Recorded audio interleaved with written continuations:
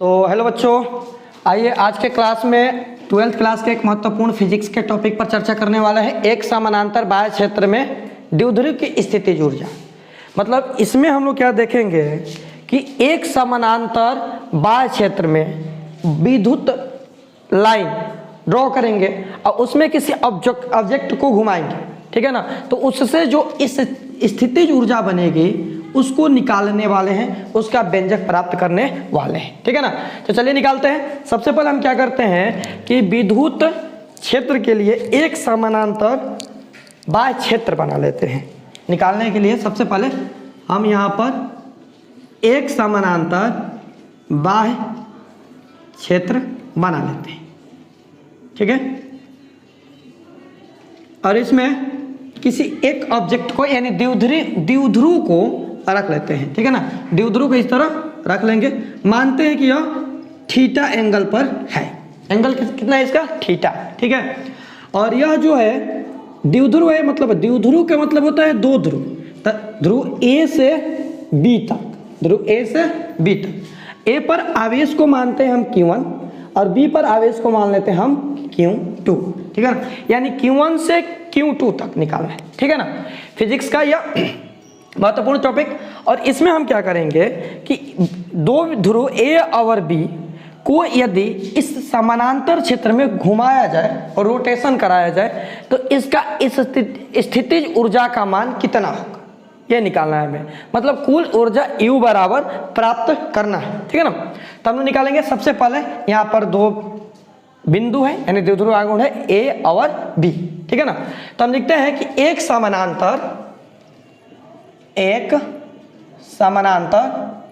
बाह्य क्षेत्र में, बाह्य क्षेत्र, ठीक है ना, A और B लिख सकते हैं। बाह्य क्षेत्र में द्विध्रुव Q1 और Q2 के बीच कुल बल आघूर्ण,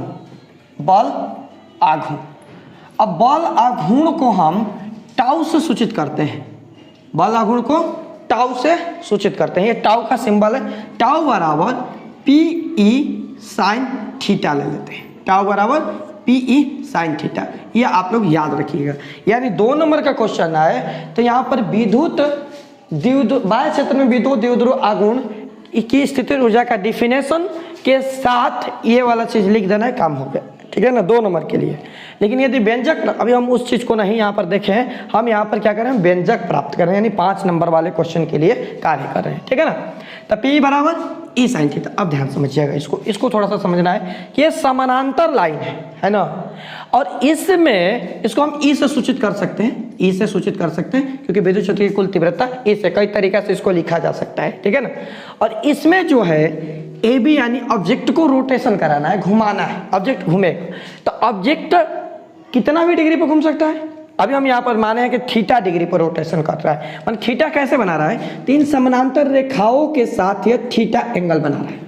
समानांतर रेखाओं के साथ अभी थीटा एंगल पर है, लेकिन जैसे ही ये रोटेशन करेगा, घूमेगा, जैसे मान लीजिए कि यह इस तरह घूम रहा है, ठीक है ना। मान लीजिए इस तरह यह घूम रहा है, ठीक है ना। तो ये घूमेगा ना, तो जब घूमेगा तो इसका रोटेशन जो है, जब घूमेगा तो इसका रोटेशन भी बढ़ेगा, यानी घूमेगा तो बढ़ेगा आगे। और यह पूरा पूरे क्षेत्र में घूम सकता है, राउंड पूरा कर सकता है, या एक पॉइंट पर राउंड पूरा कर सकता है, या 45 डिग्री सर किसी भी एंगल पर राउंड पूरा कर सकता है। तो इसके लिए हम व्यंजक प्राप्त करेंगे। अभी मानते हैं कि ये छोटे से एरिया को, मतलब छोटे से एरिया में घूम रहा है, तो छोटे से एरिया में स्थितिज ऊर्जा निकालने के लिए डेरिवेटिव यूज करेंगे और पूरे एरिया में निकालने के लिए इंटीग्रेशन यूज करेंगे, ठीक है ना। तो ध्यान दीजिएगा। मानते हैं कि एक समानांतर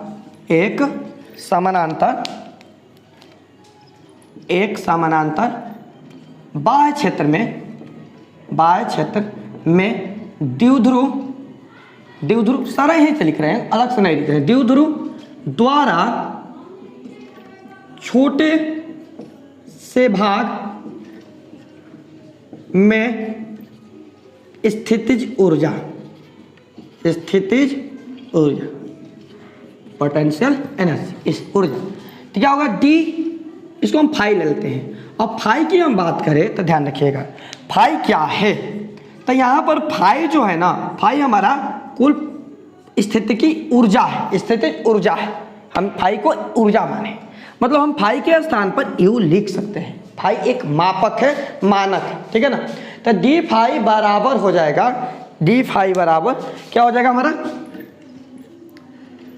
D P E sine theta D theta, जो होगा हमारा समीकरण। इसको इस तरह भी लिख सकते हैं कि डी फाई बराबर टाउ डी थीटा, ठीक है ना।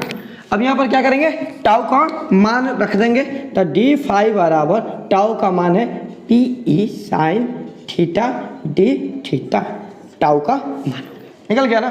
मतलब ये छोटे से भाग में यदि रोटेट करेगा तो उसके लिए व्यंजक हमारा ये निकला।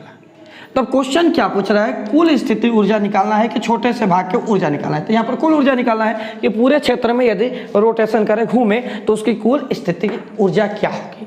तो इसके लिए मतलब क्या कहने का अर्थ हुआ कि जो ए बी है, मान लीजिए ए बी इस तरह है, तो इस वाले भाग को हम ए माने हैं, इस वाले के भाग को बी मानेंगे, यानी पूरा ये रोटेट करेगा इस तरह, तो वापस Q1 Q2 बदलेगा, चेंज होगा, यानी Q1 से Q2 जाएगा, ठीक है ना। मतलब ये वाला पॉइंट यहाँ तक जाने में, तो Q1 से Q2 तक जाने में कुल स्थितिज ऊर्जा, ठीक है ना, Q1 से Q2 तक जाने में कुल स्थितिज ऊर्जा निकालेंगे। तो ध्यान दीजिएगा, इसको इस तरह भी लिख सकते हैं, ये एक समानांतर बाह्य क्षेत्र में द्विध्रुव के कारण, द्विध्रुव द्वारा Q1 से Q2 तक जाने में कुल स्थितिज ऊर्जा, ठीक है। ये हम अलग से नहीं ले रहे हैं, इसको रटने की जरूरत नहीं, बस ये क्वेश्चन जो हेडिंग है ना, इसी में तो उठाए, एक समानांतर बाह्य क्षेत्र में द्विध्रुव की स्थितिज ऊर्जा, अर्थात एक समानांतर बाह्य क्षेत्र में द्विध्रुव क्या है, Q1 है Q2 है, तो बस इसका नाम तो दे दिया है, Q1 और Q2 के बीच कुल बल आघूर्ण टाउ होता है, टाउ बराबर P इंटू ई साइन थीटा, ठीक है ना। बस वही चीज यहाँ पर लिखेंगे कि एक समानांतर बाह्य क्षेत्र में द्विध्रुव द्वारा Q1 से Q2 तक जाने में या घूमने में, रोटेशन का मतलब होता है घूमने में, Q1 से Q2 तक घूमने में कुल, ध्यान दीजिएगा, जब इंटीग्रेशन निकालेंगे यानी संपूर्ण निकालो तभी कुल लगाएंगे, यहाँ पर हम कुल नहीं लगाएंगे, ठीक है ना। तो कुल स्थितिज ऊर्जा पोटेंशियल एनर्जी ले लें, ठीक है ना। ये हो जाएगा इंटीग्रेशन ऑफ डी फाई, ठीक है ना, या डायरेक्ट लिख सकते हैं फाई, क्योंकि पता है कि इंटीग्रेशन जो है डेरिवेटिव के अपोजिट होता है, तो डायरेक्ट हम यहाँ पर लिख देते हैं फाई, ठीक है ना, डायरेक्ट लिखेंगे फाई। तो फाई बराबर, ठीक है ना, इंटीग्रेशन ऑफ, ठीक है, क्या हो जाएगा, P E sine theta D theta, ठीक है ना। अब यहाँ पर देखिए इसका लिमिट है कि एक समानांतर में बाह्य क्षेत्र में द्विध्रुव जो है ना Q1 से Q2 तक जा रहा है, तो इसका लिमिट हो जाएगा हमारा Q1 से Q2 तक लिमिट लगेगा, ठीक है ना, जाने में कुल आघूर्ण निकालिए। और PE जो है यहाँ पर क्या है, कांस्टेंट है, नियतांक है, तो ये आएगा बाहर, यानी कि फाई बराबर PE आ गया बाहर। तो इंटीग्रेशन ऑफ θ1 से θ2 साइन थीटा डी थीटा हो जाएगा ना। अब साइन थीटा का इंटीग्रेशन निकालेंगे, तो साइन थीटा का इंटीग्रेशन हो जाएगा फाई बराबर, देखिए इधर लिख रहे हैं, फाई बराबर PE minus cos theta, sine theta का इंटीग्रेशन होता है माइनस कॉस थीटा D1 से D2 तक, ठीक है ना। अब मान रख देंगे D1 और D2 का मान, यानी कि कैसे लिमिट कैसे निकाला जाता है, तो लिमिट का इंटीग्रेशन जो है, ठीक है ना, नए बच्चे नहीं पढ़े होंगे अभी, उसका होता है D2 कॉस θ2 माइनस, देखिए ये माइनस हुआ, अब इसमें सूत्र का माइनस, एक इसका माइनस, तब प्लस कॉस θ1, ठीक है। अब यहाँ पर ये जो है इसको थोड़ा सा सीधा कर देते हैं, तो फाई बराबर PE कॉस θ1 माइनस कॉस θ2, ठीक है ना। तो ये हमारा निकल गया कुल स्थितिज ऊर्जा का बाह्य क्षेत्र में व्यंजक, ठीक है ना।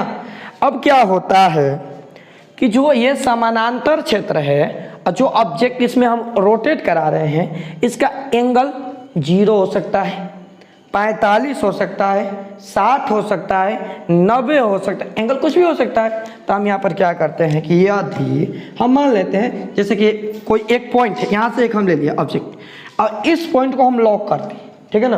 तो लॉक करेंगे तो इसी पॉइंट पे ये रोटेशन करेगा, घूमेगा। तो अर्थात एक पॉइंट को लॉक करेंगे तो वहाँ पर एंगल का मान 0 डिग्री, ठीक है ना। तो यदि θ1 बराबर 0 डिग्री हो और θ2 का मान हम थीटा रखते हैं, थीटा का मतलब कोई भी एंगल 0, 45, 60, 55 कुछ भी हो सकता है, ठीक है ना। तो ये हो जाएगा फाइनल इसका रिजल्ट कि फाई बराबर, ठीक है ना, फाई बराबर PE, ठीक है ना। यहाँ पर 0 डिग्री तो cos 0 degree minus cos theta, ठीक है ना। cos 0 डिग्री का मान 1 होता है तो फाई बराबर PE, ये इसका मान 1 होगा तो 1 माइनस cos थीटा। ये इसका फाइनल रिजल्ट मिला। यहाँ तक ये पोटेंशियल एनर्जी यदि आपका न्यूमेरिकल वगैरह बनाना हो तो उसके लिए ये बहुत काम की चीज़ है, ठीक है ना, कि फाई बराबर PE × 1 माइनस cos थीटा, ठीक है ना। तो इस तरह आप लोग कर लीजिएगा, स्क्रीनशॉट कर लीजिएगा, आगे देखते हैं।